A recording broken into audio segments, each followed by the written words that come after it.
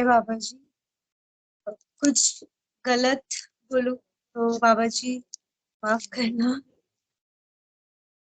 मेरा आज का टॉपिक है reality of real gurus and महापुरुष। दिस मीन्स हमारे सच्चे गुरु और सच्चे महापुरुषों की क्या रियलिटी है। हम इंसानों को असल में देने क्या आते हैं? क्या गुरु हमें सिर्फ मटेरियलिस्टिक चीजें देने आता है? क्या वो हमारे दुखों को सिर्फ सॉल्व करने आते हैं? क्या वो हमारी बीमारियां ठीक करने आते हैं? असल में सच्चे गुरु का एक इंसान के जीवन में क्या रोल है?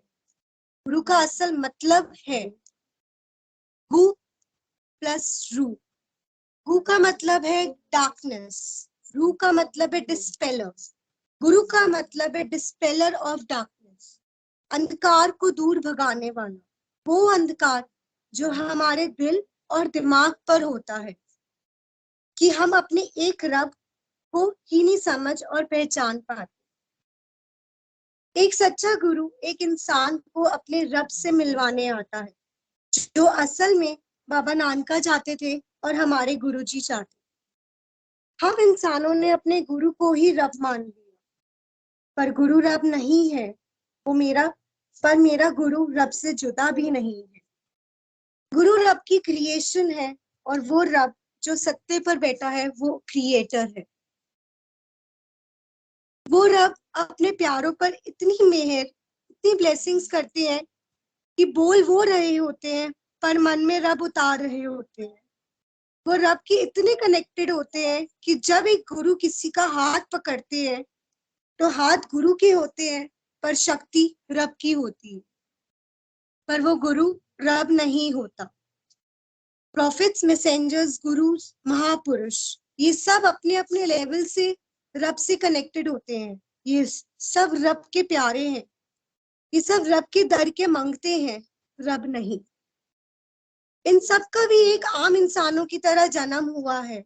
गुरु भी एक इंसान की तरह नॉर्मल लाइफ स्पेंड करते हैं, बट ये लोग रब के इतने करीब होते हैं कि जब एक गुरु रब के आगे अपनी झोली फैलाता है, रब इनकी दुआ रद्द नहीं करता। हम इंसान जब अपने गुरु से जुड़ जाते हैं, हमें लगता है कि हम लोग बहुत स्पिरिचुअल हो गए हैं, बट एक्चुअल में हम इंसानों को तो स्पिरिचुअलिटी का एस भी नहीं आता, क्योंकि हम ये कभी भी नहीं सोचते कि असल में हमारा गुरु चाहता क्या है।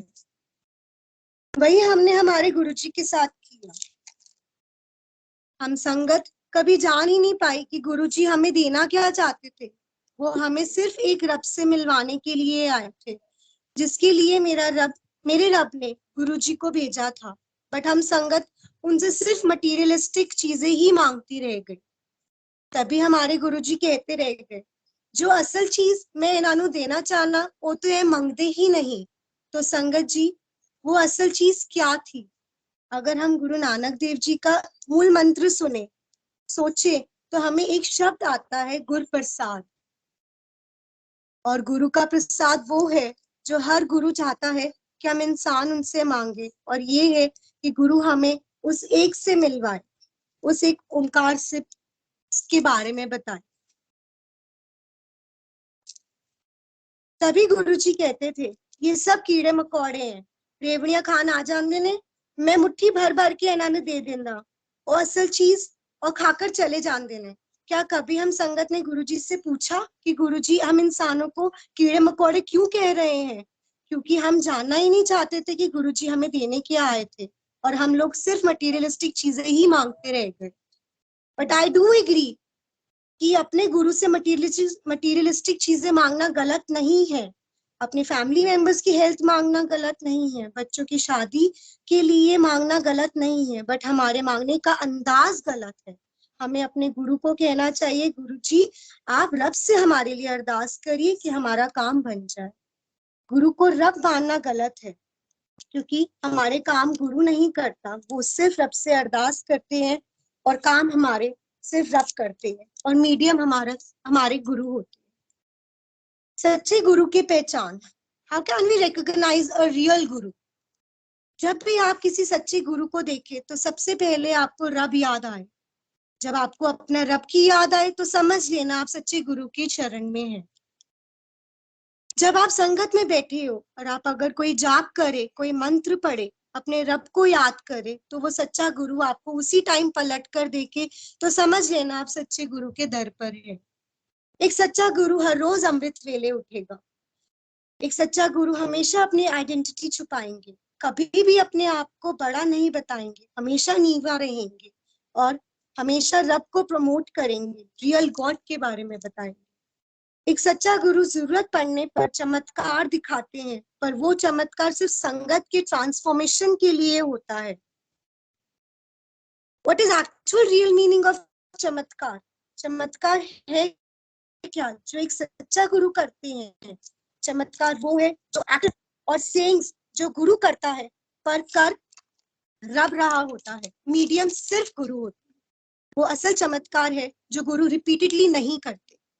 जैसे गुरु नानक देव जी ने जब गुरु नानक देव जी पर जब वो पत्थर पड़ा था, तो उस पत्थर को रोकने के लिए उन्होंने अपना पंजा करा था। जब पंजा करा तो हाथ गुरु नानक देव जी का था, पर वो शक्ति मेरे रब की थी। और वो रिपीटेडली गुरु नानक देव जी ने हर बार नहीं किया, वो एक बार वो पंजा साहिब बन गए बस। हम चमत्कारियों में पढ़ने की बजाय हर इंसान ये देखे कि उस इंसान को स्पिरिचुअलिटी में कितना गाइडेंस मिली।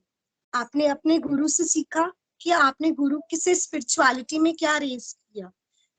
अब तक जितने भी गुरु आए, जितने भी महापुरुष आए, जितने भी अवतार आए, उनमें से आपने देखा होगा उन सब में एक चीज कॉमन है। जैसे एक माला है, 108 बनके की माला है, उसमें हर छोटा दाना बड़ा है, किसी का डिफरेंट शेप है, किसी की डिफरेंट रंग है, कोई कैसा है कोई कैसा है, बट एक सुराख है उसमें कॉमन, एक धागा निकल रहा है उसमें कॉमन। तो वही हमारे गुरुओं में सब चीज अलग अलग होगी, बट एक कॉमन चीज जरूर होगी, वो हमें सिर्फ एक रब से मिलवाएंगे।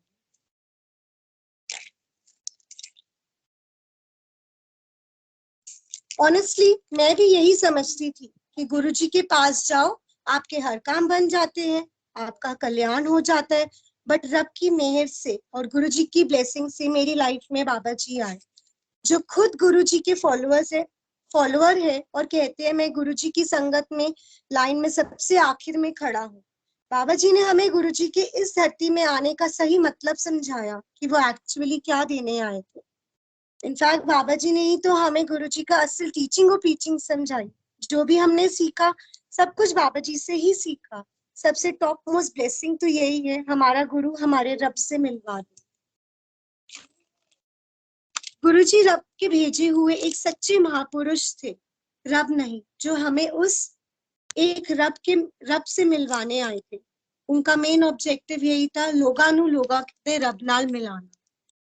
गुरुजी कहते थे मेरे नाल डायरेक्ट कनेक्शन रखा करो। The right interpretation of this is, कोई भी आपको अच्छी बात कहे, आपके साथ नेकी करे या फिर किसी भी तरह का आपका कल्याण करे, तो दिल और दिमाग दोनों से अपने गुरु को और अपने रब को थैंक यू करो, क्योंकि वो असल कल्याण रब कर रहा होता है, मीडियम हमारे गुरु होते हैं। गुरुजी कहते थे डिस्कशन करने नाल रब नहीं मिलता। द राइट इंटरप्रिटेशन रब का हो जाने से रब मिलता है। किसी एक चीज को किसी एक चीज के छोड़ देने से रब नहीं मिलता। सिर्फ चोरी छोड़ देने से रब नहीं मिलता। सिर्फ दान नेकी करने से रब नहीं मिलता। सिर्फ पाठ पूजा करने से रब नहीं मिलता। डिस्कशन करन ना रब नहीं मिलता। सारी चीजों को साथ लेकर रब की रजा में रहने से रब मिलता है। रब के हुक्म के अनुसार चलने से रब मिलता है। जब हम चलते फिरते उठते बैठते सिर्फ रब के बारे में सोचे तो होता है। जब पाठ करेगा सिर्फ वही बचेगा। रब से अरदास लगाना, ये सब रब के पाठ में आता है। अगर गुरुजी ने कहा कि जो पाठ करेगा सिर्फ वही बचेगा, उनका असल मतलब ये था कि हमें तकलीफ तो आएगी ही आएगी, कष्ट भी आएगा, पर वो कष्ट हमारा इतना कम हो जाएगा कि रब हमें इतनी शक्ति दे देगा वो कष्ट सहने के लिए कि वो हमारी बॉडी पर इतना अफेक्ट नहीं करेगा। ऐसी कितनी कमांडमेंट्स है जो हमें गुरुजी की गलत इंटरप्रेट कर ली और उसके असल मीनिंग्स कुछ और ही थे, जो हमें मेरे बाबा जी ने क्लियर कर दी। रब हमें इतनी विजडम दे कि हम गुरुजी की स्पिरिचुअलिटी लेवल को जान पाए।